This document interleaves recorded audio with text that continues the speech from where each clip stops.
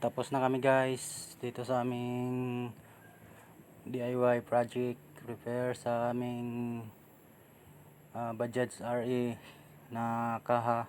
Yan o. Yan lang yung aming ginawa. Masilya na lang, batakan na lang yan ang masilya guys, yung kulang dyan. Ginawa na rin namin ang bagong upuan dito sa gilid na driver seat. Ayan, pinalitan namin ng flooring dito sa may upuan sa passenger. Dito, pinalitan namin. Tsaka dito rin sa pinakaapakan, pinalitan na rin namin. 1.5 yung kapal ng aming pinalit guys na plain. Tsaka dito rin sa harap, pinalitan na rin namin guys. Ayan.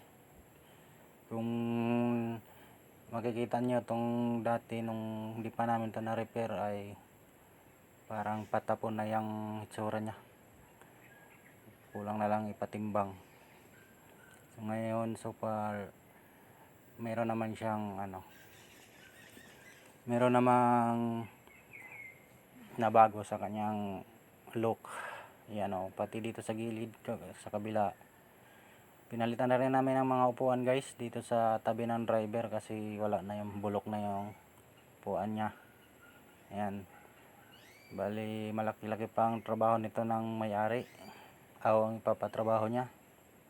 Yung mga upuan kailangan niya itong ipabalot,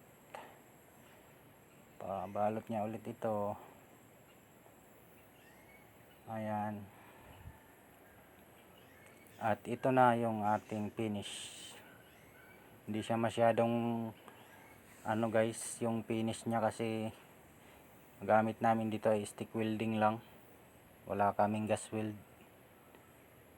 Ayan yung before, ganito yung itsura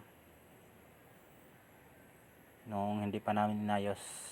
Ganyan, yun, ganyan yung itsura nya guys mga kare. Kaya dapat talaga alagaan nyo yung mga RE nyo, lalo na pag bagong bago pa, alagaan nyo siya ng lagay ng langis, lalo na doon sa mga singit.